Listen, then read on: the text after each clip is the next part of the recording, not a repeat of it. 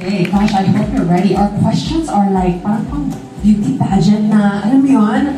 But I have no doubt you guys will, do this flawlessly. Okay, so let's get started. We have a few questions for you, and this is really for anybody. If you guys want to type in, you can. Can we get some microphones, please, for our panel?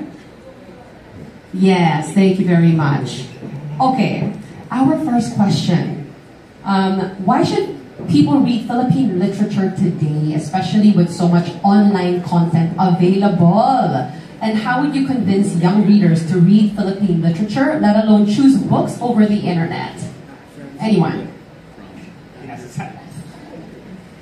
Good morning. Morning. Magandang umaga sa inyong lahat. Maliban sa pagiging manunulat, nagtuturo din ako. At yung mga teacher dito, meron bang teacher dito ngayon? Wala. Dalawa lang pala kaming kawawa dito na namimilit.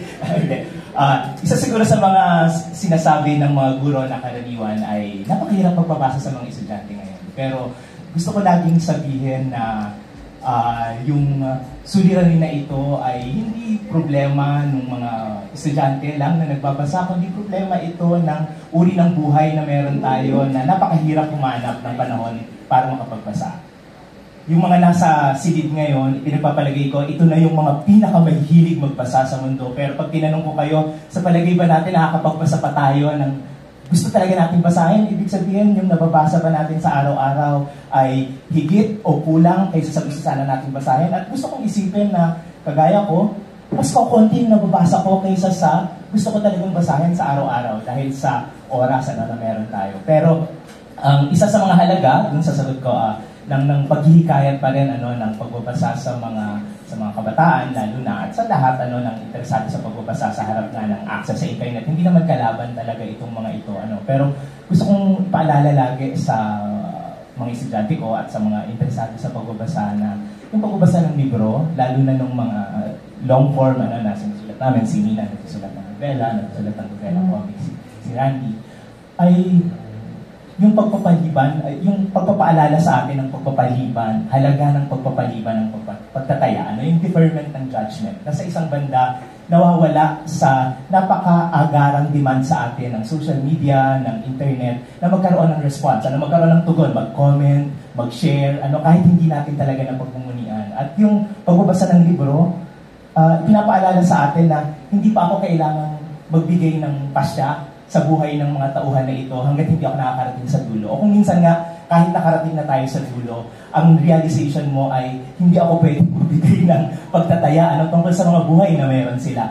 Kataas-taasan ang kaya kong ibigay ay pag-unawa sa uri ng buhay na meron itong mga ito. At itong mahalagang paalala na ito na baka hindi opinyon o paghusga o pagtataya ang kailangan ko, kundi pagkakataon na pakinggan ang kwento ng iba, baka ito yung mahalagang na ipapaalala sa atin ng pagbabasa.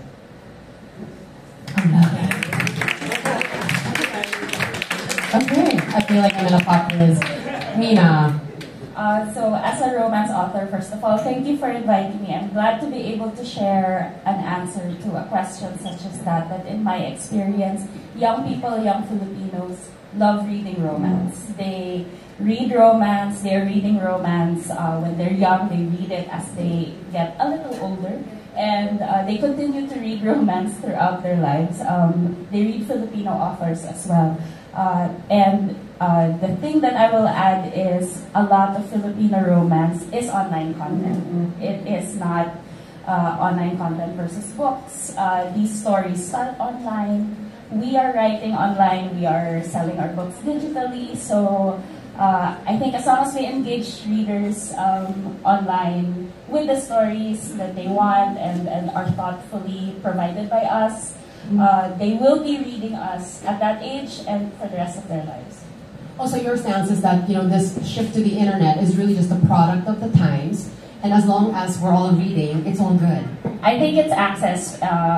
So we've talked about how we can't get books. Yeah. So the internet is a way to actually get stories, sure. And then this is the next stage. Sure, like where sure. do you get the book, the print version or whatever version? Got it. Randy? A big question kasi sa akin yung tanong na yun. So, magbibigay na lang siguro ako ng maliit na senaryo na nagawa ko na nakatulong ako kahit papaano sa pagbabasa ng isang bata. I have a nephew na 7 years old. Tuwing pupunta ako sa kanila, ano siya, anak ng pinsan ko. Tuwing pupunta ako sa kanila, nakikita ko siya nag-games sa cellphone. So one time, tinanong ko kung ano yung nilalaro niya. Sabi niya, Tito, Minecraft. So kung familiar kayo sa Minecraft, ano siya, para siyang Lego na digitally, so nagbibuild ka ng castle, ng houses, everything. So, every time na pupunta ako sa kanila, nakikita ko siya naglalaro, laging ganun. Sabi ko, paano kayo ba, ano itong batang na magbasa? So, one time, nagpunta ako ng book sale. Libangan ko kasi yun, magpunta ng book sale. Nakakita ko ng comics ng Minecraft. So, parang bigla ako nagka-interest. Ito nilalaro ng pamangkin ko. Bilhin ko kaya ito. And mura siya, 35 pesos. So, binili ko yung Minecraft na comic book. At niregalo ko dun sa pamangkin ko. Nung nakita niya yon, parang, sayang nga lang, hindi ko na i-video. Yung mukha niya, parang hindi ko alam, nakakita siya ng anghel or, parang, wow, may Minecraft na comic book. So, parang hindi niya akalain na may ganun. So, nung binasa niya yon, nag-message siya sa akin, Tito, bili mo pa ako ng Minecraft na comic book. Sabi ko, maghahanap pa ako kasi nabili ko lang siya sa book sale. Pero every time na magkikita kami, actually every time na pumunta ako sa comic shop, lagi ko siya iniisip na bumili ng comic book for kids. Kasi iniisip ko na siya na tingin ko yung ginawa ko entry point to this kid na magbasa. Later on, hindi ko alam kung ano yung mangyayari sa kanya kapag makapagbasa pa siya ng mas mahaba pang mga nobela or mag-iba siya ng babasahin. Pero at least, parang nagbigay ako ng pinto sa kanya na magbasa. Kasi growing up in Romblon, isa rin akong taga-probinsya, nagsimula ako magbasa dahil may comics na available sa mga tindahan. Inaarkila namin ng 25 cents. So, yun ang entry point ko, yung comics. So, naisip ko, baka yung pamangkin ko, ganun din. So, yun. So, parang is that, it's not that kids prefer the internet, pero yung subject matter, maybe, if it's available in book form, yun talaga yung labanan? Yung parang ganun ba yung stance mo, Randy? Iya, kasi parang mahirap i-dictate sa bata na dapat mong basahin. Kunin muna natin yung attention nila. And then from there, hindi na natin alam kung saan makakarating yung pagbabasa niya. Right. I look also in book sale. I love that place. If I find one, I'll call you. Okay. Our next question. How can reading books, particularly those written by Filipinos, be a way of responding to our country's issues? Di ba I told you yung questions natin to make my book? Okay. Yes. But how? Ako pala yung alay niya. Dahil pala hindi ako dito. Mabigat yung tanong, dahil marami sa amin, pinagpapalagay ko, nagsimulang magsulat dahil gusto itong gawin. Isa sa mga bagay ito na nakikita namin na mukhang mahalagang pag-alayan ng oras. Pero isa lagi sa mga sinasabi ko din na halaga ng pagbabasa. At ito kasi yung, bago kasi naging manunulat ay masugid din mambabasa. So, dahil ni Randy, lumaki ako sa pagbabasa ng popular text, liwayway, mga comics, etc. At mahalagang lagi na ipapaalala sa akin sa pagbabasa. At ngayon sa pagpili ng mga kung anong babasahin ay kung ano yung mga akda na nakapag-aambag ng sagot sa tanong kung nasa na ba ako ngayon at ano ba talaga yung gusto ko. At yung mga akda na ito na nagpapakita ng guwang na yon sa pagitan ng kung nasaan ako at kung ano yung gusto ko, ang sa isang banda nagpapakita sa akin ng direksyon, ano ngayon yung kailangan kong puntahan, para mapaligid yung guwang sa pagitan nito. At yung halaga ng mga pagbabasa ng ganito na nagpapaalala kung nasaan ako at kung gaano kalayo ang pagitan ng kung nasaan ako at ang gusto ko talaga sa buhay, nagpapaalala sa atin na may mga kailangan pa tayong gawin. At ito siguro yung motivasyon ng mga gustong pagsusulat. Hindi lang pagsusulat, nagkataon nasa pagsusulat kami, pero nasa ang field man tayo, nasa ang larangan, ginagawa natin yung mga magagawa natin para kahit paano paliitin yung distance, yung distansya na ito sa pagitan ng kinaroroonan natin at nung gusto nating mapuntahan. Ang laging paulit-ulit kong sinasabi, ginagawa natin yung mga gusto nating gawin at naririto tayo dahil nangangarap pa rin tayo ng mundong higit sa naririto. At sa palagay ko, yun yung motivasyon ng bawat isa sa atin kung bakit tayo kumikilos sa kung ano man ginagawa natin. Thank you very much. Thank you. Similar answer but the romance version. I recognize some of you here as romance readers and romance by Filipino authors, my readers. So you know this. Every book that we write, every story, whether the author intended it or not, says something about our society, our country, what is normal, what is tolerated, what is perpetuated, the good things, the bad things. And the way that the romance story is written is always a statement on should we change things or do we accept them as they are?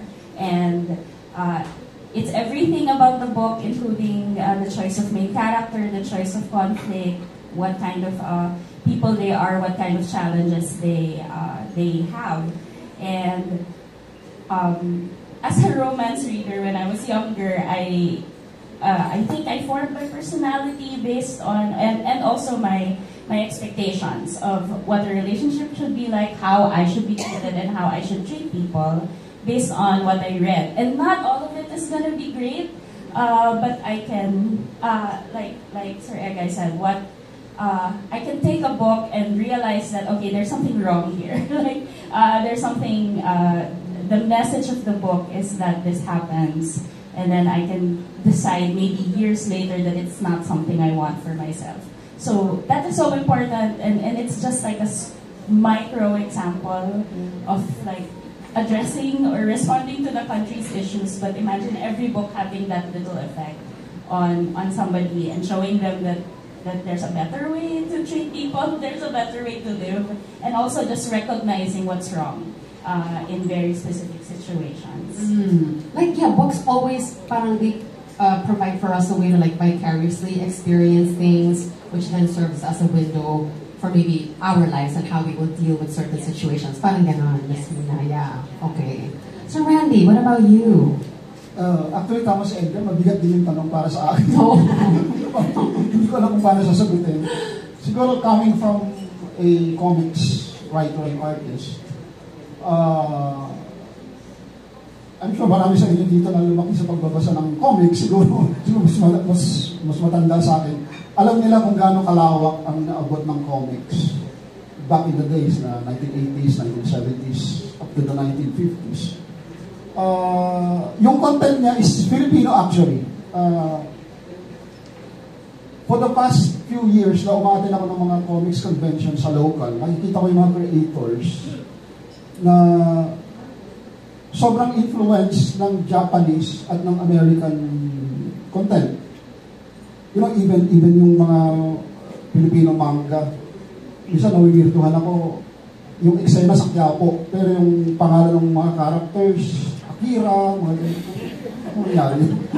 So, and then I realized na yung comics natin is, yung local comics, yung traditional comics is reflection ng Filipino society. Ang kagandahan kasi ngayon, sa panahon ngayon, ang comics natin ay kinikilala na sa ganito.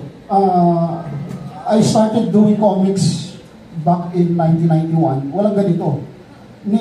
Kami mga taga-comics, wala namang nakakakilala sa amin. Hindi, parang, ano ba ito, pambalot ng tinapa or something. Pero ngayon kasi napag-aaralan sa akademya, so meron ng mga historian ng comics, may mga nag-aaral na sa content ng comics, nalalaman nila na, yung comics reflection ng Pilipino. Kung magbabasa ka ng comics ng 1930s at ng comics ng 1980s, malalaman mo yung pagkakaiba ng kulturang Pilipino sa magkaibang panahon ng comics na yun. So, yun lang. Alam mo naman pa. Actually, I can relate yung kwento mo kanina, Sir Randy, about yung pamangkin mo and how he picked up a comic book instead of playing the game kasi nakita niya yung Minecraft in comic form. Si Edie Charisse kasi talks about like the literacy crisis that we have, and I think anything that would help a child pick up a book would be responding to an issue like that. To have that resource available. Right, Edie? Yeah, okay, thank you. Let's move on to our next question. Okay, as a writer, what do you think are untold stories or themes in Philippine literature that you think should be explored more today? Parang hot seat na ba yung dating natin? At this point, tanggap ko na.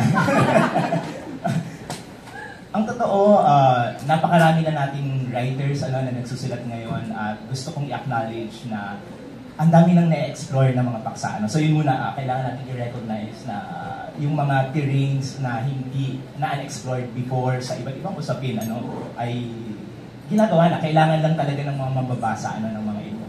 Kailangan pa siguro mas dagdag ito kaysa sa pagpupuno lang.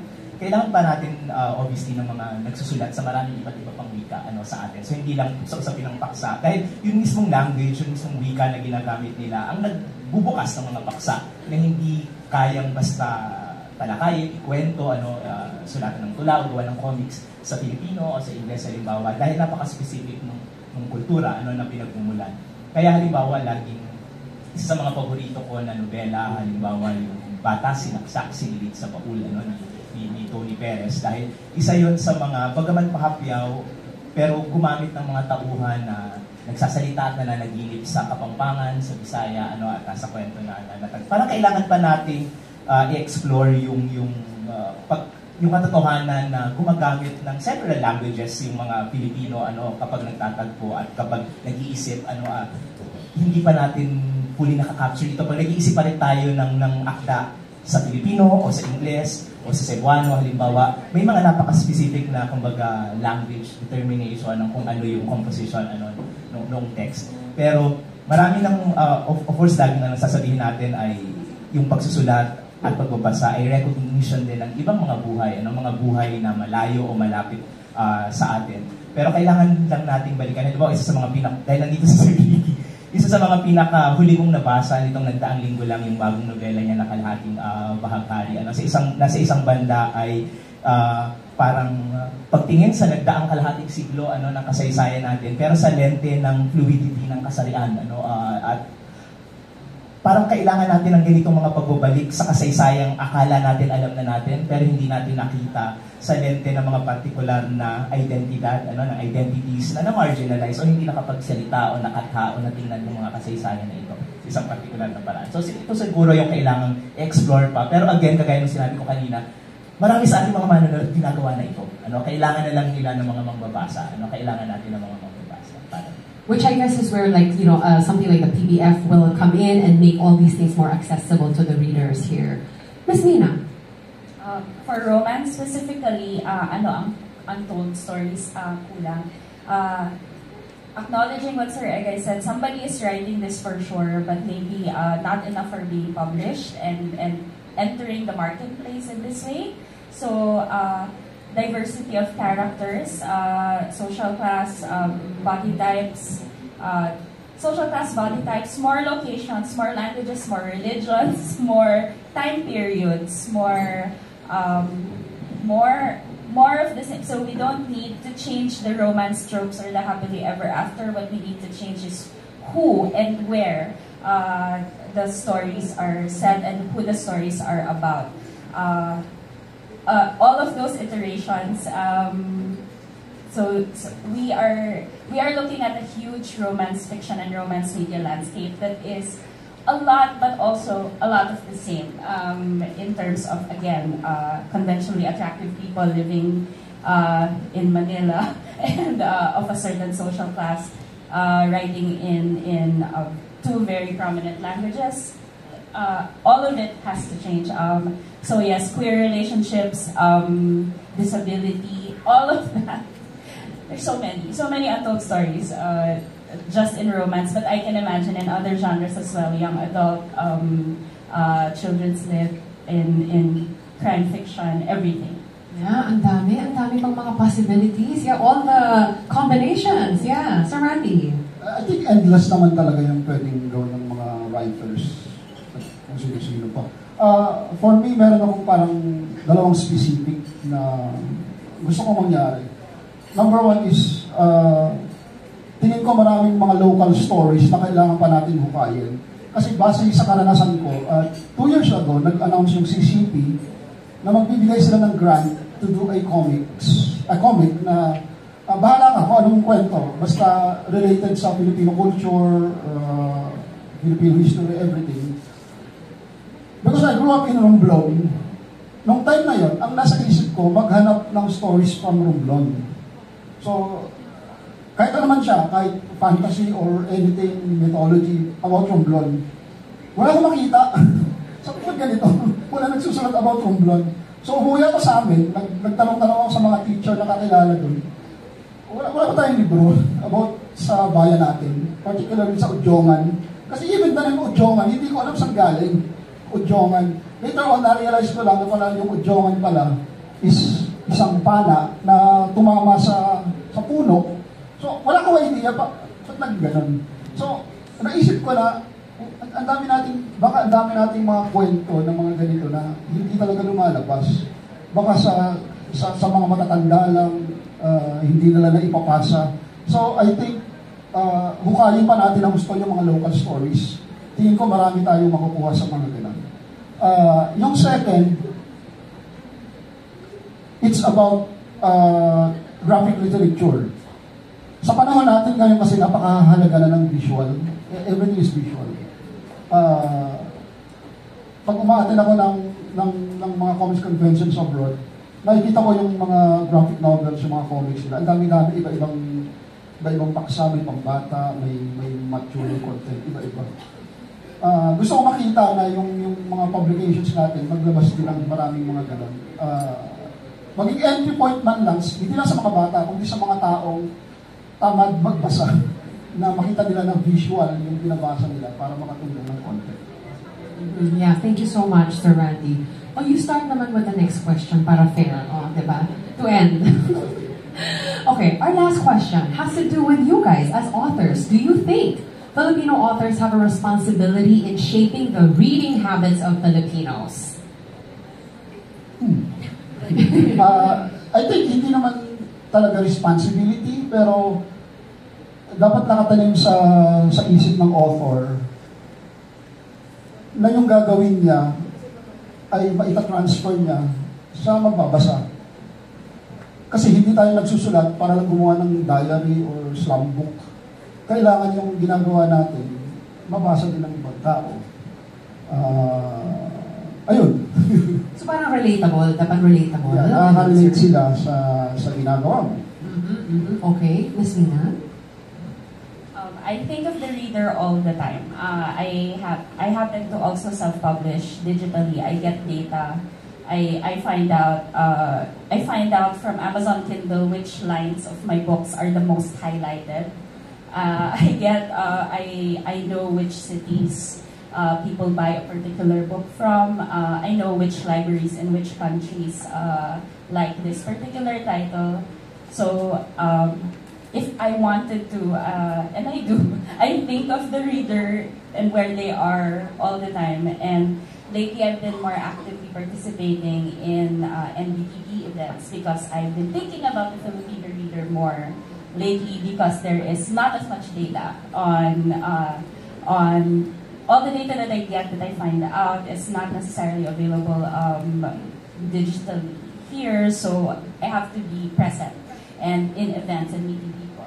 So I think that helps me make a story that people can relate to and that they want. And I think other authors could think about that if they wanted to, and if they want the kind of book that they have to really resonate with a certain audience, then they should. Yeah, absolutely. That's really helpful. Sir Agay? Pag iniisip ko kung ano yung responsibilidad ko bilang manunulat sa mga mamabasa, iniisip ko, sino ba yung mga nagbabasa sa akin? Sino ba yung dumadampot ng mga libro ko? Isa sa mga, kumbaga, very proud ako at bilang pag-alala rin sa isa sa mga mahal nating national artist, si Dr. Bienvenido Longuera, sa isa sa mga huling interview sa kanya ng Philippine Collegian, nung tinanong siya, ano yung binabasa niya during that time. Ang dami niyang pwedeng sabihin, tapos sinabi niya, John Silang, nung time na yun. At lagi kong tinitreasure yun. So, at least to my knowledge, siya yung, sorry Doc Biel, pinakamatandang, alam kong reader ko, up to that time. Tapos yung pinakabata, mga around 8 sa isang book signing. Siyempre, hindi ko alam kung 8 siya talaga, pero mga bata ko sabi, ba't kinababasa ka na ng John Silang, Tapos ang sabi niya sa akin nung nagpapirman siya, what scares you the most po? Tapos sabi ko, little kids. Sa kanya. Pero ganito, ibig ko sabihin, ganito yung age range pa lang ito, ano, yung sinasabi ko na potentially ay nagbabasa ng mga libro ko.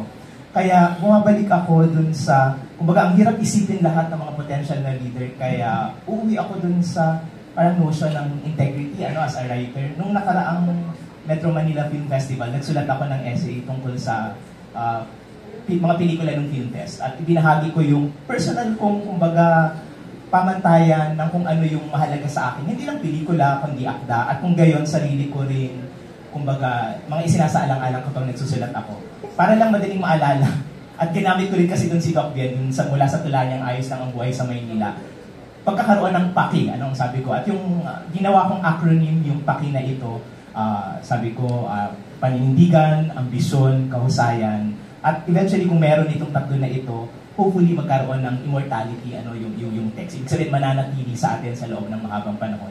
Pero dahil hindi natin kontrolado yung I na yon, ano, ng PAKI, at the very least, may pak lang muna, ano, yung akta natin or sinusulat natin. So ito lang yung iniisip ko, parang kung meron man akong responsibilidad, hindi lang sa mambabasa, kundi sa sarili ko din, ay natiyak yan na lahat ng ginagawa ko ay nanggagaling sa isang paglilinaw din. Hindi naman kailangan malinaw na lagi ito sa sandali na nagsusulat ka. Pero yung mga ginagawa natin, kagaya ng pagsusulat, kagaya ng pagbabasa, hopefully nakakatulong na linawin sa sarili natin. Ano ba yung mga pinaninindigan natin? Ano yung mahalaga sa atin? Tapos ikalawa, na laging bunga ng partikular na ambisyon. Ano? Kung para saan man itong ambisyon na ito, laging merong pangangarap ng higit kaysa sa kung ano yung meron na tayo sa ngayon. At syempre, responsibility rin, hindi lang sa leader, kundi sa sarili, na laging pangarapin yung kahusayan. Ano? Na maging mahusay. Ano man ang ibig sabihin ng kahusayan na ito sa field na ginagalawan natin. Kasi ang mga nandito, hindi lang naman mga writers at mga readers, pero bagaman lahat tayo ay in some capacities ay writers or readers, pero napakahalaga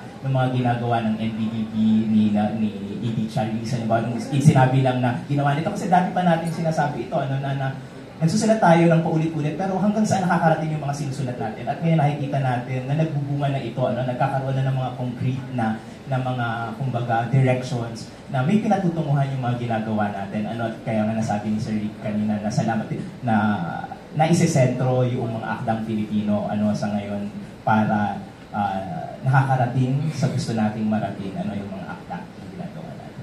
Oh, what a great way to end the panel discussion. Ladies and gentlemen, please give it up for our panel. Mr. Edgar Samar, Ms. Nina Esguerra, and Mr. Randy Valiente. Not an easy round of questions, but you guys did graciously. We thank you so much for your insights. Thank you. Thank you so much. Alright, it's time to get to know the talented artists this time who are bringing this year's